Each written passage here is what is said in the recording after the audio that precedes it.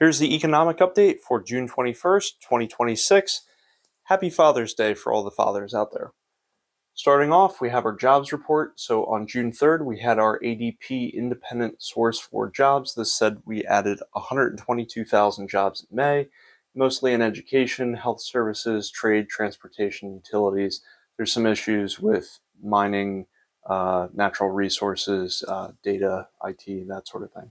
On June 5th, the BLS came out, said that we added 172,000 jobs in May. We revised up our April numbers by 64,000, so that's pretty significant, to 179,000 jobs. And our March numbers were also revised up by 29,000 jobs to 214,000 jobs. We currently have an unemployment rate at 4.3%. This has been going up over the last couple of years, but came down recently in the last 2 or so months. And we stand at 7.3 million people that are unemployed. Do realize that this does not count people that have been unemployed for more than 6 months, that haven't applied to a job in the last 4 weeks or haven't been searching. So that number is much higher than 7.3 million if you count all the people that don't have jobs. 27.5% of unemployed people have been unemployed for at least 27 weeks. The number I always like to look at, because this is just overall how many people are actually working, we're at 61.8% for the labor force participation rate. This held steady month over month, but it's been declining over the years.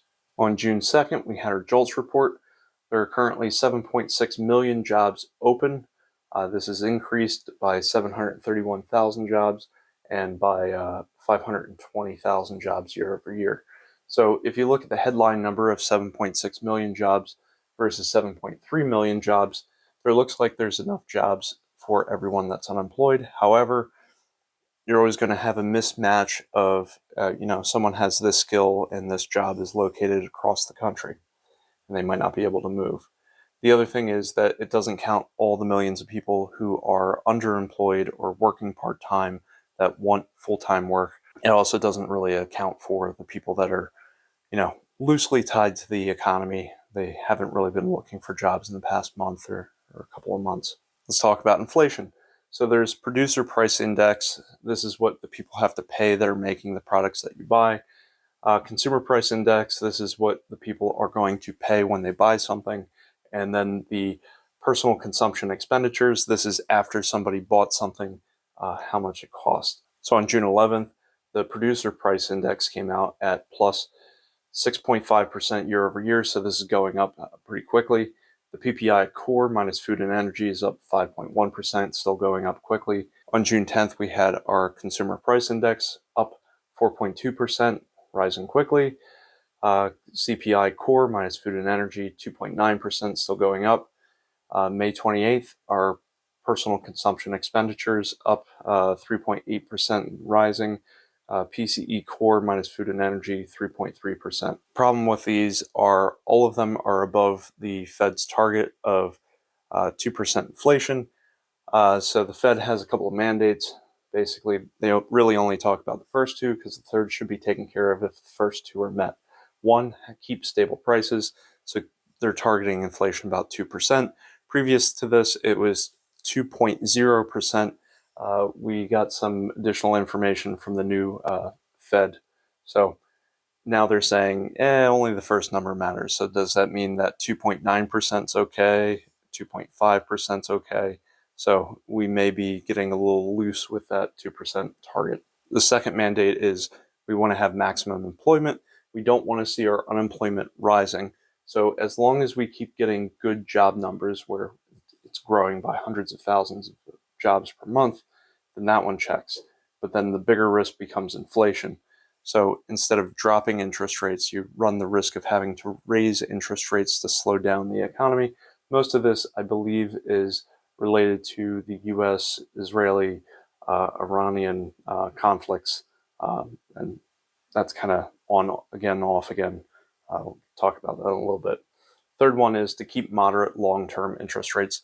This relates to, a 30-year bond or a 20-year bond or like borrowing for a home, that sort of thing. So the Federal Open Market Committee for the Fed met on June 16th and 17th. They decided to hold interest rates at 3.5 to 3.75%. They said the economy is expanding, inflation is elevated, unemployment has changed little, but there's still uncertainty with the US-Iran conflict. If you look at the quarterly dot plots that came out, do recognize that 17 out of 18 members said that the rate is going to be the same, if not higher, by the end of this year. So interest rates will likely increase if jobs remain steady and inflation remains high. So they're going to try to raise the interest rates to bring down inflation and slow the economy, but that will then risk more job losses. So we'll see how that goes, but it looks like they're trying to add a little bit of the wiggle room with 2 instead of 2.0, because 2 means they can go from 2 to potentially 2.9%. As an engineer, I don't really agree with that. I would say 1.5 to 2.4 is 2, but that's just math. So how's the consumer doing with all of this? Well, we have our personal income is down 0.1%. This happened in 2001, 2008, 2013, 2020, 2022, and now. What do you recognize between all of these dates? Recession, bit of a rough economic time, recession, negative quarter of GDP, almost a second, just barely squeaking once revised to positive, and then currently we actually have a fairly strong GDP. GDP for first quarter is plus 1.6%. For second quarter is estimated at 3.0%. So I wouldn't say we're necessarily like looking at negative, GDP or gross domestic product at the moment. But that's just interesting because when personal income goes down, effectively you can't buy as much, and then that has a knock-on effect to GDP because about 2/3 of our GDP is from the consumer. If the consumers don't have as much money that they can spend on things, they spend less, or they go deeper into debt, which makes a bigger problem later on. Our personal disposable income is down 0.1%, so down 19.9 billion. Personal consumption expenditures were up 0.5%, so that's up 111.1 billion. This is mostly due to gas, energy, housing, and utilities. People spent less money on vehicles, insurance, finance, clothing. With this, we also saw personal savings have declined. This is now down at 2.6%. On June 8th, we had our survey of consumer expectation. Basically, inflation expectations 1 year from now is about 3.5%. The credit availability deteriorated further. People believe that the likelihood of being able to find a job has decreased, and the odds of losing one's job has increased. It's now at about 15.1%. Again, this is what people feel. It's not that this will necessarily happen. On June 12th, we had our survey of consumers from Michigan. So the index of consumer sentiment month over month up 9.2%, down 19.4% year over year. Current economic conditions, month over month plus 5.7%, year over year down 25.3%. The index of consumer expectations, plus 11.8% month over month, down 15.1% year over year. The main concern here is that inflation is a bigger concern than the unemployment rate. Another concern here, real personal income dropped in the US, and Canada entered a technical recession. How's business doing? So on June 17th, retail sales came in at plus 7.5% year over year. Retail, non-store, think online, up 12.2% year over year. If you look at food and drink services like restaurants, this is only up 2.7% year over year. Do realize that these are not accounting for inflation. So if you have, say, something that's 4% for inflation, but you're only up 2.7% year over year, you're actually not keeping up with inflation, so less people are going out, or people are spending less money when they go out, let's put it that way. That's usually an indication that people are strapped for cash. They're not spending as much, they're not going out for entertainment and that sort of thing. So usually that's where people cut back first. June 1st, ISM came out, manufacturing, the economy is growing, manufacturing is growing, employment was contracting, but the price of everything is increasing.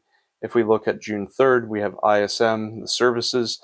The economy is growing, services are growing, employment was contracting, but the price of everything is increasing.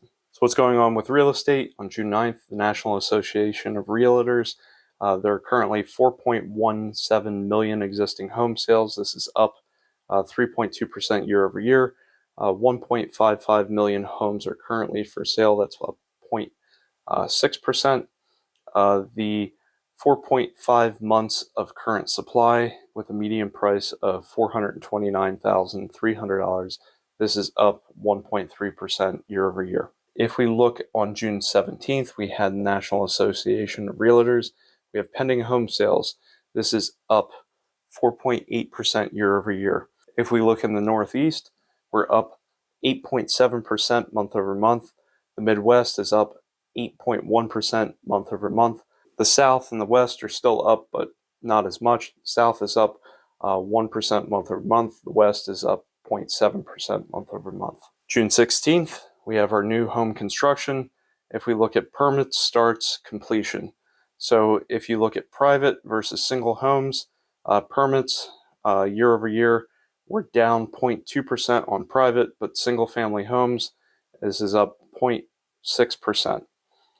Housing actual starts, down 8.7% month over month, down 1.9% on single family homes month over month. For completion, we're down 14.2% month over month for private and down 1.6% on single. However, do realize that there are some huge uncertainty or error bars with these numbers, so take it with a grain of salt, because I think this is plus or minus more than 10%. So to me, it could be plus or it could be minus with that amount of uncertainty. And our GDP, plus 1.6% for first quarter, plus 3% for second quarter. So what else is going on? SpaceX had its initial public offering, or its IPO, and it's going to be quickly included in the indexes. This will likely be in early July when it becomes allowed. Whenever you have an IPO, they generally have something called a lockup period. This is where they don't want to flood the market with a bunch of shares for the people that have already invested. They want to raise enough capital by offering those shares publicly, but then the people that have invested early are not allowed to sell until some period of time. Generally, it's 3, 6, or 12 months. Well, they're doing a tiered approach where second quarter of the report, they're going to be able to offer 20% of the shares people own are going to be allowed to be sold on the market. If SpaceX stock stays 30% above its IPO, they'll unleash another 10% and it'll be up to 30% in August.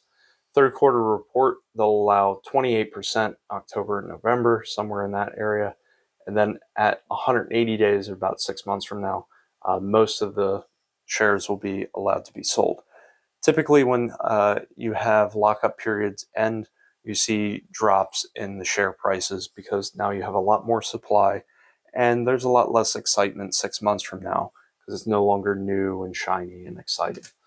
And about 365 days from now, the CEO and other larger investors would be allowed to sell as many shares as they want, and the lockup period will be over. Also note that the oil energy market, as well as how this impacts inflation, and then depending on whether or not shipping lanes and 20% of the world's oil can go through the Strait of Hormuz, as well as fertilizer and food and all of these things. This is all impacted by some of the negotiations that are ongoing between Iran and the US. And Iran has some stipulations that basically the conflict between Israel and some of the proxy groups in Lebanon, there needs to be a ceasefire there. And if they're fighting and no longer have a ceasefire, then they will not negotiate with the US to basically end this conflict in the Middle East. And Strait of Hormuz was supposed to be open for 60 days and allow a lot of oil and fertilizer and other things to pass through there. And it was open.